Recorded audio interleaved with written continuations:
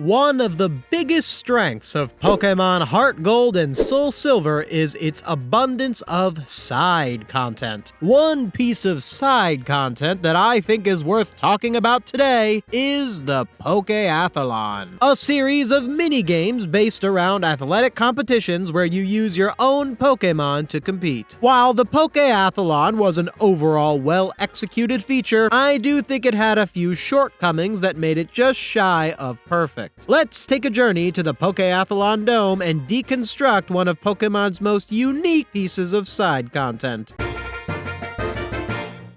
The Pokéathlon consists of 5 courses, which each contain 3 minigames based around one of the 5 Pokéathlon stats. In these minigames, you control 3 Pokémon using the DS stylus and compete against 3 other teams in a series of different challenges. The stats in the Pokéathlon are separate to your stats in regular battles. The 5 Pokéathlon stats are Speed, Power, Stamina, Skill, and Jump. The stats improve certain characteristics of your Pokémon, and certain stats work better with certain minigames. For example, in the brick-breaking minigame, Power is relevant, but Jump is not. 4 out of the 5 stats are self-explanatory in how they affect your Pokémon. The odd one out, I feel, is Skill. The skill stat mostly comes down to how well a Pokémon does a thing. Like, it makes your Pokémon throw snowballs better in the snowball minigame, but it also makes your Pokémon accelerate faster in the hurdle minigame. The problem with the skill stat is that, other than the events labeled skill, it's not clear that skill is a helpful stat in a lot of minigames where it is. So players may not choose Pokémon with good skill for certain events that might need it. Raising Pokéathlon stats is also a bit of a bland process. There's no cool training area. Your Pokémon just drink juice that might raise their stats. With the regular stats used in main game battles, you feel like you earn it through participating in battles, and even beyond that, there are a variety of factors that go towards raising stats, like natures, IVs, and EVs. Now, I think EVs are a bad game mechanic, but at least they are an attempt at making stat raising interesting. Raising stats in the Pokéathlon is not interesting. You can get the performance-enhancing juice either by just straight up buying it at a low price or making it yourself by blending apricorns. The blending apricorn option, I feel, is not ideal at all. Unlike blending berries for Pokemon contest stats in other games, apricorns are 1. A lot more scarce than berries, and 2. Have another important use. Most players would probably prefer to use them to make rare Pokeballs. If you saw my video on the Moon Ball and the problem with the apricorn balls, link in the description by the way, you would know how few apricorns you can actually get a hold of. And if you're a fan of using the highly exclusive apricorn balls, you're probably not going to want to blend this precious resource for Pokéathlon stats. And if you don't want to use your apricorns, that's okay, because you can buy apricorn juice. The Apri Juice stand does only offer 3 stat-raising juices a day that rotate around, so you would only be able to buy for 3 out of the 5 stats at a time. And to make matters worse, stat changes are not permanent. Once a Pokemon is removed from your team, its stats revert to what it was before. This means that if you have a Pokéathlon Pokemon that isn't a battle Pokemon, you would be forced to keep it on your team if you want to keep its Pokéathlon stats. The one positive to this is that if you get a negative outcome from the Apri drink, you can reset the stats and try again. Now, how are these stats distributed? It's absolute madness. The stats seem to have nothing to do with the Pokemon themselves. Like, Slowking has a high jump stat. What? Legendaries have extremely low power stat. Ah yes, the Guardian of the Skies can't break a few bricks. That makes sense. And apparently Sunkern, the at the time lowest base stat total Pokemon, has one of, if not the best stats in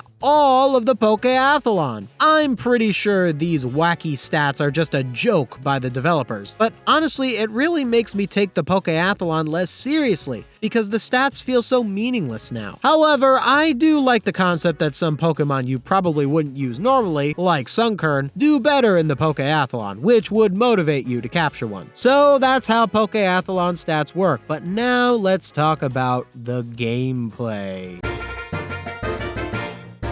The gameplay is the absolute biggest strength of the Pokéathlon. The minigames remind me a lot of Mario Party minigames, or the minigames you'd find in Super Mario 64 DS and New Super Mario Bros. And the fact that you are using your own Pokémon in these minigames makes you feel more of a connection to who you're playing as. Of all the minigames, I would say my favorites would be the hurdles, disc catch, and the one where you push a ball into the goals. The hurdle game challenges you to focus on 3 Pokémon at once by tapping on them to jump over the hurdles. This minigame is funny because it actually kinda punishes you if you bring in Pokémon with all max speed, because since they'd be going at the same speed, they'd reach the hurdles at the same time, and you can't tap all 3 at once. The disc catch minigame challenges you to jump up and grab discs. The further back you are, the more points you get, but the farther back you are, the more likely someone else hit the disc first. And the goal minigame challenges you to push a ball into enemy goals, challenging you to play both offense and defense. Some of the not as good minigames include the snow throw, where you make a snowball and throw it at opponents. This minigame just doesn't feel too good to control. I can't quite put my finger on it, but I just don't really enjoy making the snowball and throwing it. It's just not that satisfying. And then there's this brick breaking minigame that just has you tap the screen over and over to break bricks, which kind of reminds me of button mashers and Mario Party, which are the worst designed minigames of that series. Brick Breakers is a little better than Mario Party button mashers because it at least challenges you to pay attention to your Pokemon's stamina and try to switch out while the bricks are resetting to keep momentum. Overall, I don't think any of the minigames are bad, and you'll always be in for an enjoyable experience no matter which course you choose. Some of the minigames repeat between courses. For example, the brick breaking game is in both the strength and stamina courses. The negative element to this is that there are fewer minigames to engage with overall, but it is interesting to approach the same minigame when you prepared Pokemon with different stats. Knowing the brick breaking minigame is in stamina will make you consider a Pokemon that also has a good strength stat. And that brings me to the problem with how the stats affect the minigames. Because the stats play such a big role in how well your Pokemon do in the games, a lot of the time it feels like whether or not you're going to win is decided based on the Pokemon you bring rather than how well you play. To compare it to Mario Party, in that series every character moves at the same speed. They all jump just as high and take up the same amount of space. Since all the players are on an even playing field, skill within the game is the only deciding factor towards victory, unless it's a luck-based game. Or in games like Super Smash Bros, all the characters have different stats, but in theory, are balanced to the point where any character could beat any other character. While some characters did end up being better than others, the intention development-wise was for all the characters to have a fair shot. In the Pokéathlon, some Pokémon are objectively better than others, so you either win with little resistance due to bringing in high-stat Pokémon, or lose miserably because the stats don't measure up. So that's what it's like to play the Pokéathlon. But if you do play it, what sort of prizes do you get?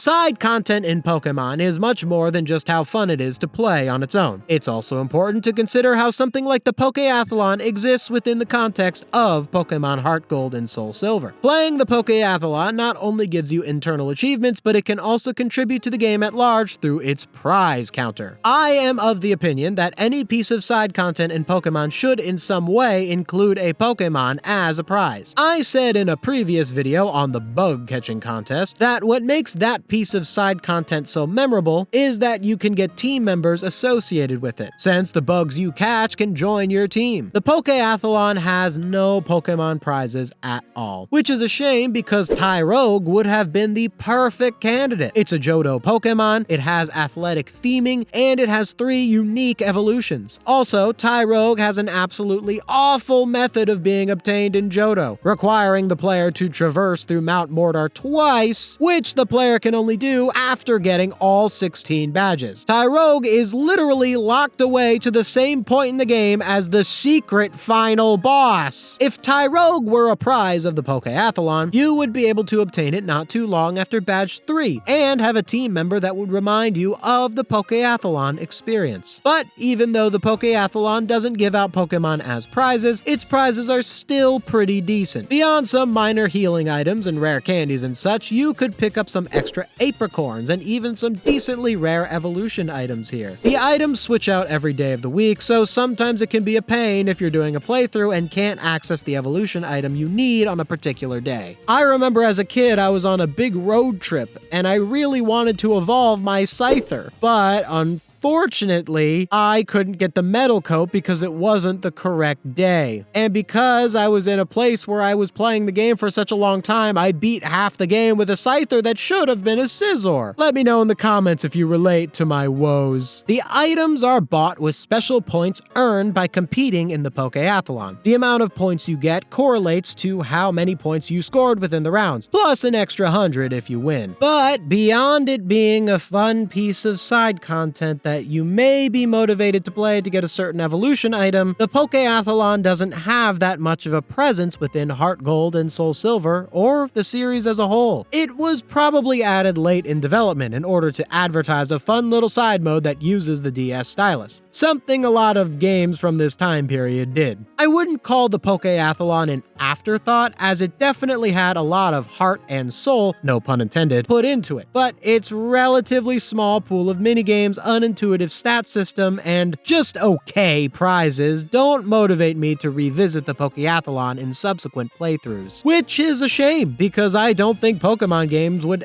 ever do something like this again. Beyond Nintendo not doing touchscreen focused games anymore, the Pokéathlon is just so classic pixel art Pokemon magic. I don't really see them making anything like this with 3D models, as it just wouldn't work. Unlike Pokemon contests that got a few updates after their original iteration in Pokemon Ruby and Sapphire, the Pokéathlon was one and done. Which is too bad, because I thought it had potential to be a staple of the Pokemon series. But what do you think of the Pokéathlon? Did you enjoy it? Did this video make you want to revisit it? Let me know in the comments below. Hey, if you like this Pokemon video, you should check out my other channel that covers TV shows. I just put out a video on the Pokemon anime and why Ash lost his first Pokemon League battle. You should really check it out. If you like what I do and want to see me do more of it, consider becoming a channel member or supporting my Patreon. Link in the description. Thank you so much for watching.